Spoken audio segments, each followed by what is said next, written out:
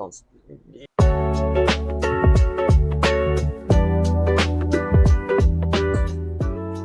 Hello. What's up? Welcome to our vlog bookish video. We are in Sulphur Springs today at a local coffee shop / plant store. The best place in Sulphur Springs, in my opinion. But we're going to grab some coffee and we're going to talk about some of our most recent reads. My brain's trying to brain today. And we're going to talk about them, our views. We liked them, disliked them, whatever. We're going to try to sit outside. If it's too people-y, we may have to go somewhere else. But, because, talking in public is weird. But that's what we're going to do. And then after that, we're going to go to the library. Yes. And we're going to do a little bit of a reading challenge and see how much we can read in like an hour or so. To the library! If you ever watch Avatar The Last Airbender, you know what I'm talking about. All right. Snacks, coffee, plants. Books! Books!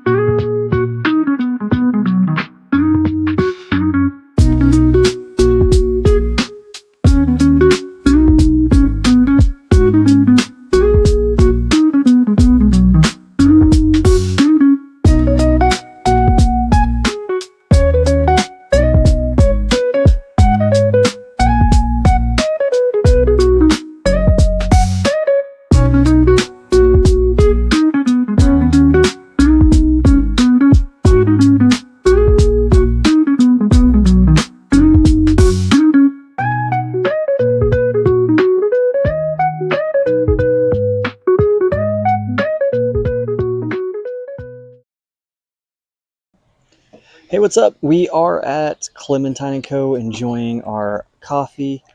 Boom! I got the house specialty latte, which is like chocolatey, orangey. It's pretty good. Pretty solid. He tried to murder me last week with a spicy coffee somewhere else. I about If you're died. ever in Mount Pleasant, Texas, you guys stop at Joe's, and they have a thing called the Killer Bee, and it is cinnamon, honey, and cayenne latte, and it is so good. So good. Oh my god, no. That doesn't need to be in coffee. What'd Anyway, you get? I already had my coffee this morning at home. Everything here, I love this place. Everything is dairy free, so I don't have to worry about if I'm getting oat milk or not. Everything's homegrown here. All the things make their own syrup, so my system won't go. I have a wacky system.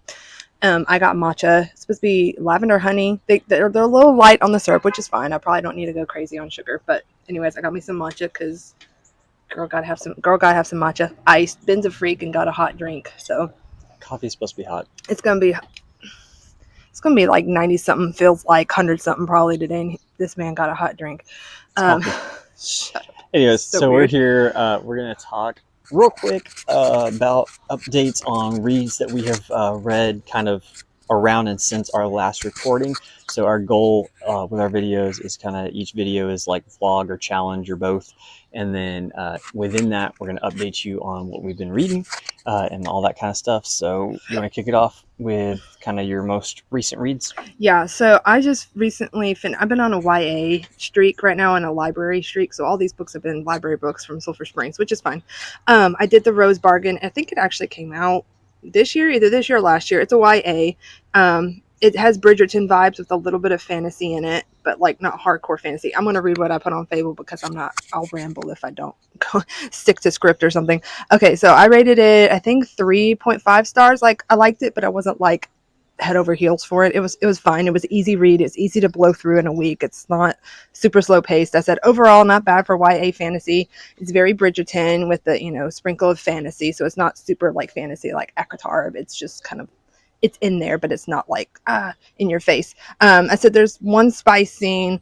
It's not super detailed. I mean, if they're 18 or older, I mean, I guess they could handle it. It's not hardcore spice scene, but there is a spice scene just one time, just like a page or half a page worth. It was fine for me, but I don't know if your kids in high school or middle school might be kind of iffy. Anyways, I said it was easy to read. Somehow I just kept wanting to read it. Not sure I'll continue this series. I think there's supposed to be another one coming out at some point. If I get to it, fine. I said one of those books that you can easily read in a week, kind of like this girl, her name's Faith. She's on YouTube. She calls it like a potato chip book because she's easy to read, doesn't blow you away, but still good. So anyways, I still had a good time with it. Before that, I finished A Forgery of Fate. Loved it. I wanted to buy this book 5 different times at Walmart. The cover was so pretty. The sprayed edges were gold, and it was supposed to be a Beauty and the Beast retelling, but it wasn't like in your face Beauty and the Beast retelling. It had some little like, what do you call it, Easter eggs that kind of reminded you of Beauty and the Beast. But anyways, I gave it 5 stars. I loved it. It was so good. I said, absolutely love this YA fantasy book. I felt connected to the characters. I guess I didn't feel connected in the Rose Bargain. I said, gave me all the feels, no spice. It was rather refreshing. The romance was still there, but it wasn't like right off the bat. It was a good kind of like a slow burn. Good pace, decent amount of humor, banter, because I like humor to be in books. Otherwise, it gets boring. Plenty of moments for characters to connect. Good world descriptions, character building. I honestly didn't think it was too predictable. Enough unexpected things happened throughout that kept you engaged, the reader engaged. So from page 1 to the end, I said 10 out of 10. Maybe one day I might buy the physical book because it is just such a gorgeous cover. It's so pretty. Before that, I listened to All These Bodies by not Kendra. My brain wants to say Kendra. I think it's Kendare Blake. That's what the audiobook said. I read her Three Dark Crowns series, and it's a fantasy series. It was really good, like a few years ago. And I was like, I'm going to try this YA, like, it's not even thriller, kind of mystery, murder mystery. It was okay. I don't want to give any spoilers away. I don't even know if you listed as fantasy. Let me go back to my reviews. I'm sorry. I clicked on the wrong thing. I gave it 2.5 stars. It was kind of dull, honestly. And I was just kind of like, what did I just read? I said, if you enjoy a slow-paced mystery with a lot of questions between characters, then you'll probably like this more than I did. I listened to the audiobook, and honestly, if I didn't, I probably wouldn't have finished it. It was a little more drawn out than I was hoping. Many points kind of drew you back in, but it fizzled out rather quickly. I was hoping for some big twists, but it was just kind of like, it was kind of predictable. You're like, yeah, that's kind of what I thought. It was fine. It was just not for me. Okay, last book, and then I'll let Ben take his turn, was Best of All Worlds. Again, another YA book. I don't know if this is mystery or thriller. It's kind of sci-fi-y. A little, I don't know. It's weird. I don't know how to describe it. You just have to look it up. I gave it 4 stars. Wasn't like blow me out of the water, but it was different from what I normally read, and it was another like page turner. Not a bad book. It's not horror, not fantasy. So I guess it's maybe mystery with sci-fi. Enjoyed the book. Easy to read, decent pacing. Right off the bat, you're thrown into a scenario with a family, so the reader is just as lost as the characters, and you just keep going as there's no spice. There's a lot of questions, and the questions get answered in the end, and you're just like, huh. And then it ends, but it wasn't like an unsatisfying ending. It was they wake up in a world that they think is theirs, and it ends up being like a dome, and they're trying to figure out what's going on. And it was actually kind of interesting. It was really short, but the text, my goodness, for a 200 something page book, that text was like 5 or 6 point font. And I'm not old, but oh my gosh, make the font a little bigger, please. Okay. So if you want to look up what any of those books, look them up. They're all mostly fantasy, except for like 2 of them. Nice. And they're all YA, and they're all from the library. There you go. Your turn. Sorry. Library's great. Yeah. So I had I picked up Scythe a long time ago, and I say a long time ago, a couple years, whatever. And I had tried to read it a couple different times, and just it was never what interested me at the moment. And finally got around to reading Scythe by Neal Schusterman, and oh my goodness, fabulous. He can't tell me anything about it. I'm going to want to read it. 5-star book. Try to go spoiler free here, but basically the whole premise is that the world has evolved to the place where there's now this AI overlord, for lack of a better word, called the Thunderhead, that solved all of the world's problems. And it's a kind and benevolent AI. It's not like 1980, or it's not like cyborg AI. Yeah, it's not Terminator. It's not Terminator. It's not HAL 3000 or whatever. Like it's a nice AI, and it's taking care of the planet, and allows for human growth and expansion. But within that, you find out that there is a limit to how many humans the Earth can sustain, even with the AI in control. And so he solved all of the health issues, all the diseases, all of those kind of things. So nobody dies anymore. Everybody's immortal. But when everybody's immortal and you don't have anyone dying, you get overpopulated. So to solve the problem, they have scythes. And scythes go and glean people. And so nobody dies natural deaths anymore. But after, at random points, scythes will go and glean and keep the population on track where it needs to be, basically. And so that's the premise, which that part of it, I was like, whatever. But the drama and the politics and the moral dilemmas that come up within a society with that as its foundation ends up playing out in a fantastic way. So I read through that one pretty quickly and grabbed the second one, which is called Thunderhead. And that one was really good as well. Not quite as good as the first one. It had a little bit of a lull in the middle, so that one got 4.5 stars. But overall, both of those were fantastic. And here, when we go to the library in a little bit, I'm grabbing the third one, and we'll finish out the series, and hopefully it ends on a banger. Other than that, read another 5-star read. This was a good month. 5-star read, did on audio because I had to drive like an hour and a half away every day last week for some trainings, and so knocked out Blood Over Brighthaven, which you've probably heard about on some other videos from other people. Absolutely perfect book. I want to read it, so he can't tell me anything. Absolutely a perfect book.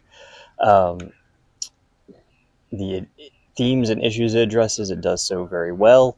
The I want to say twist, but it happens like mid-book, was just absolutely fantastic. I put the pieces together, like, I don't know, about 5 minutes before the audiobook said what was happening, and I was dropping words in the car as I was driving, like, oh my goodness. And then once you find out what that is and what's happening, how the characters deal with it is fantastic. The ending, I won't spoil. Is it going to continue, or is it a good. standalone? I believe it's a standalone. But yeah, absolutely perfect book. Go read whatever. I do want to read it. I have a weird thing. I don't know if it's a mental thing, but I feel like if it's a book that we both want to read and you get to it first, then I don't want to read it. Why? I don't know. I don't know. I want to read it, but I'm just like, I want you to read it so we can talk about it. Fun. I know. Oh my gosh. So we need to have a spoiler discussion about that book. I know. I want the physical copy, I think, because I tried to listen to the audiobook. I'm weird with audiobooks. If the narrator can't do enough character differentiation. Yeah, in between narrating and character 1, 2, 3, 4, and then it all just kind of sounds the same. I kind of like get lost or lose interest. I don't know how to describe it. So we listened to the first 2 chapters, and I'm like, and if there's a lot of information for me to retain, I have to go back and flip back in books, and so to see it, you can't exactly just flip back really quick in an audiobook. So more surface level books are better for audio. Anyway, so I'm going to pick up the physical book. It's there. So good. I will read it. I have a few more on my list that I want to read, like, because I'm also a mood reader, so I'm reading a few different fantasies. But I wanted to say what my I didn't get to summarize any of these because I'm sorry, you're just going to have to look them all up. But I wanted to say what A Forgery of Fate was about. That was my favorite book. I'll read it really quick. I did say it was Beauty and Beast retelling, but that's about all I said. It does have dragons, so if you're into dragons, kind of, it has that in there. Okay, so it's by Elizabeth Lim, and she has some other books. She did Crimson Cranes. I don't know. She did some other books, but that I haven't read yet. Beauty and the Beast, retelling about a girl who paints the future and a cursed dragon lord bound by love and deception in a plot to bring down the gods. From the New York Times bestselling author of 6 Crimson Cranes, I'm trying to go through this. Her name is Truyan, but they call her True. She didn't choose to become a con artist, but after her father is lost at sea, it is up to her to support her mother and 2 younger sisters. A gifted art forger, True has the unique ability to paint the future. She starts painting and gets the visions and stuff, but each such magic is not enough to put her family back together again or stave off the gangsters demanding payment in blood for her mother's gambling debts. Left with a few options, True agrees to a marriage contract with a mysterious dragon lord. He's like half dragon, half human. He offers a fresh start for her mother and sisters and elusive answers about her father's disappearance. But in exchange, she must join him in his desolate undersea palace, and she must assist him in a plot to infiltrate the tyrannical that Dragon King's inner circle. Painting the future is so treacherous, it could upend both the mortal and mortal realms. It was so good. It was so good. Go read it. It's so good. So we read some good ones this month, but also got to end it with the one that did not hit. So Scythe was fantastic. Thunderhead was really good. Blood Over Brighthaven, perfect. The one that did not land for me was Slaughterhouse 5. Slaughterhouse 5 is a classic. It is not what I was expecting. I guess I went in with bad expectations, but Slaughterhouse 5 is technically sci-fi because you have like a time travel aspect to it.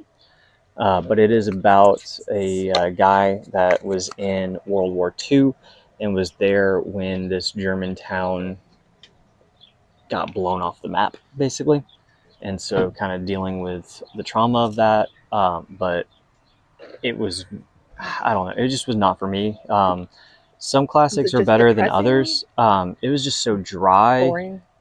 The time skips made no sense. Dry and boring, sorry.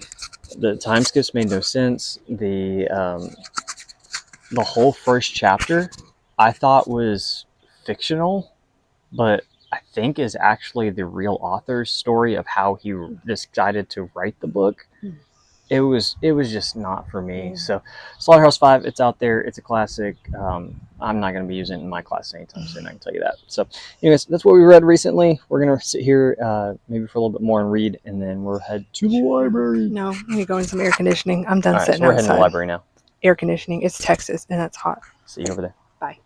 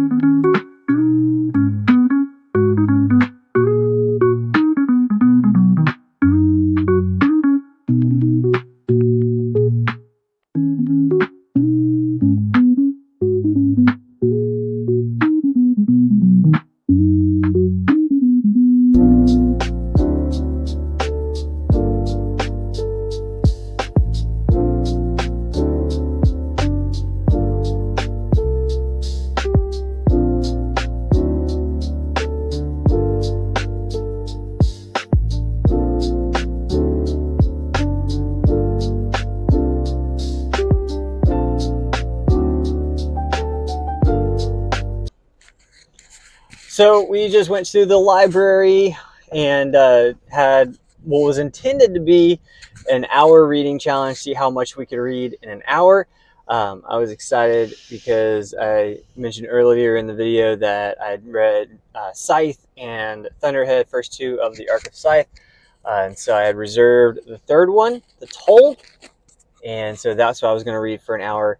I made it about 30 pages in and decided to go ahead and DNF it. So I'm not going to get into the specifics of it just because I don't think YouTube is a great platform for the discussion that would need to be had. But I'm just going to say it this way, that it was going to explore some themes that I just don't care to read about. Yeah. That's how all I'm going to say on that. So I decided to go ahead and cut my losses at page 30 instead of pushing through all 625 pages. I'm just going to go ahead and be done with it, as much as I was hoping that it was going to be a good finale. But apparently, looking at spoilers, a lot of people did not care for the last book and didn't think it did justice for the series. One person said that I don't know how you write a 600-page book about nothing. So I'm just going to go ahead and cut my losses on that. I grabbed a Backman book, Anxious People, so we'll get started on that when I get home. So I spent most of my time walking around the library.